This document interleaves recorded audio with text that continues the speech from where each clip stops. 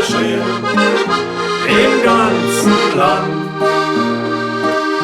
Wann ich in Goldhaus ging und sie verwöhnt, dann denk ich mir, mein Wunsch ist schon erfüllt.